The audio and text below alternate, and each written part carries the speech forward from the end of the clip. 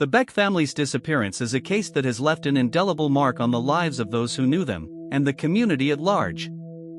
The family, consisting of parents and their 3 children, vanished from their home in Ogden, Utah, in 1959, leaving behind only a few cryptic clues that would haunt investigators for nearly 2 decades. As we delve into the details of the case, it becomes clear that the family's life was not as ordinary as it seemed. The father, a successful businessman, had been experiencing financial difficulties, and the family had been facing significant stress, with the weight of their troubles slowly beginning to bear down on them. You're watching Dark Verdict, where we investigate the cases that haunt us, and the Beck family's disappearance is one such case that has captivated our attention.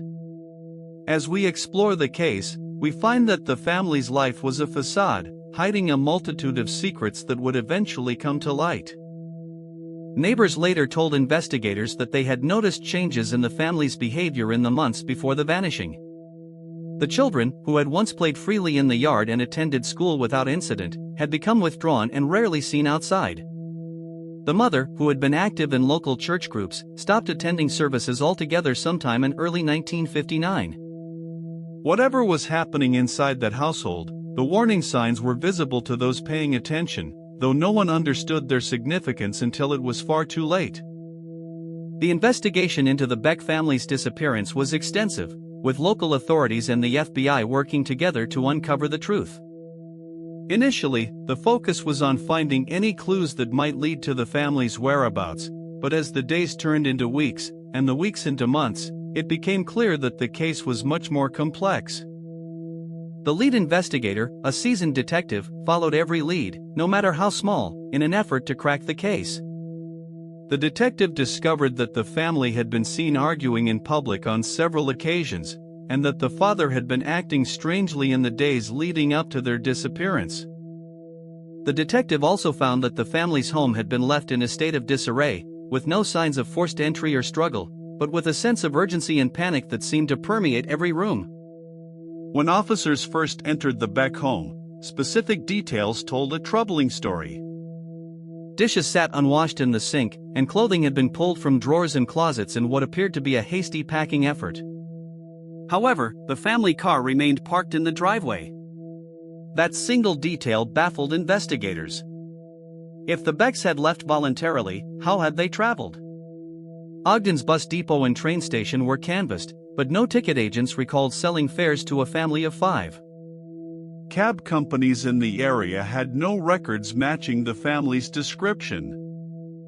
The absence of a clear mode of departure became one of the earliest and most stubborn puzzles of the entire investigation. As the investigation continued, a new piece of evidence emerged that changed the entire trajectory of the case. A former acquaintance of the family came forward, claiming to have seen the father arguing with a stranger just days before the family vanished. The acquaintance described the stranger as a tall man in a dark overcoat, someone who did not appear to be from the Ogden area. This new information raised more questions than answers, and the detective was forced to re-examine the entire case. The theory emerged that the family's disappearance might not have been a random event, but rather something connected to outside forces that the father had become entangled with through his deteriorating business affairs. The twist in the case came when the detective discovered that the father had been involved in some shady business dealings, and that he had been in deep financial trouble. The father's business partner had been acting suspiciously in the weeks following the disappearance. When questioned, the partner gave inconsistent statements about the last time he had spoken with the father. In one interview, he claimed their final conversation took place a full week before the family vanished. In a later session, he slipped and referenced details about the father's state of mind on the very day the family was last seen. Investigators pressed him on the contradiction, but he retained a lawyer and refused further questioning. Without enough evidence to compel his testimony, the detective was left with a promising thread he could not pull. Financial records subpoenaed during the investigation painted a grim picture of the father's monetary situation. His business accounts showed a pattern of large, unexplained withdrawals in the 3 months before the disappearance. Several checks had been written to individuals whose names did not appear in any of the family's known social or professional circles. At least 2 of those checks were cashed in cities outside of Utah, suggesting connections that reached well beyond Ogden. Bank employees recalled the father appearing nervous during his final visits, glancing over his shoulder and speaking in hushed tones. One teller remembered him asking whether it was possible to close all his accounts and convert the balances to cash, though he ultimately did not follow through on that request. Ogden in the late 1950s was a city shaped by its proximity to Hill Air Force Base and the Union Pacific Railroad. The population hovered around 50,000, and the community was tight-knit enough that a family of 5 vanishing drew immediate alarm. Local newspapers ran front-page stories within days, and volunteer search parties combed the foothills east of the city and the marshlands near the Great Salt Lake. Despite weeks of organized searching, no trace of the family was found in the surrounding wilderness. The terrain was vast and unforgiving, and searchers acknowledged that if the family or their remains were out there, the landscape could conceal them for years. The FBI's involvement brought additional resources but also jurisdictional tension. Federal agents operated under the theory that the family may have been taken across state lines, which gave them authority under the Lindbergh Law, the federal kidnapping statute.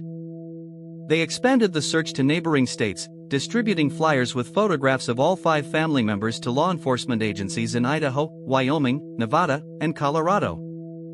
Tips came in from as far away as California, but none led to a confirmed sighting. The sheer volume of tips, many of them contradictory, overwhelmed the small team assigned to the case and forced investigators to make difficult decisions about which leads to prioritize. Years passed with no resolution.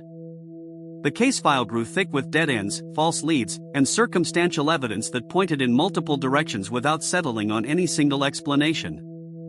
Then, in the mid-1970s, a development emerged that reignited public interest. Some of the family members were located, though the exact circumstances of their discovery and the condition in which they were found raised as many questions as they answered. Authorities were guarded in the information they released, citing the ongoing nature of the investigation. What became clear was that the neat narrative of a family simply vanishing into thin air had been far too simple. The reality was messier, darker, and more human than anyone had imagined. The discovery forced investigators to revisit the business partners' earlier inconsistencies with fresh eyes. By that time, however, key witnesses had moved away from Ogden, and some had died. Physical evidence that might have been tested with newer forensic methods had not been preserved according to the standards that later decades would demand. The case became a cautionary example within Utah law enforcement circles about the importance of evidence preservation and thorough documentation. Detectives who inherited the file in subsequent years expressed frustration at gaps in the original record, places where interviews were summarized rather than transcribed verbatim, and where physical evidence was cataloged but not stored. The community of Ogden carried the weight of the Beck disappearance for decades. Longtime residents recalled the case as a turning point in how the city thought about safety and trust. Before the Becks vanished, doors were left unlocked and children roamed freely after school. Afterward, a quiet unease settled over certain neighborhoods, particularly the blocks closest to the family's home. The property itself changed hands several times over the years, with each new owner reportedly learning of its history only after moving in. Local real estate agents treated the address as something to be handled delicately, aware that the home's past made it a difficult sale.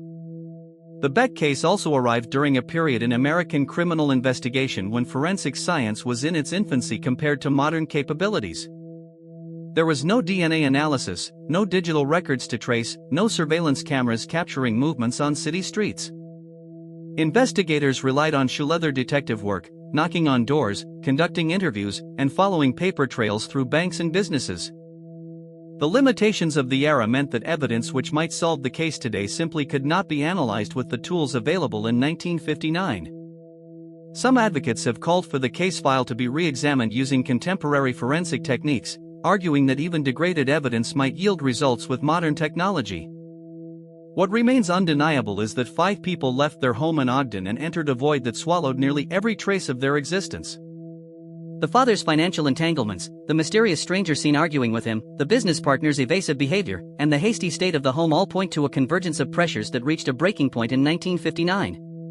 Whether the family fled, whether they were taken, or whether something else entirely occurred within those walls remains a question that Ogden has never fully answered. The case file sits in a storage facility, waiting for the piece of information that might finally bring clarity to one of Utah's most enduring disappearances. Subscribe to Dark Verdict, where we investigate the cases that haunt us, and join us next time as we explore another case that will leave you questioning everything. Next case, the witness who saw everything and disappeared.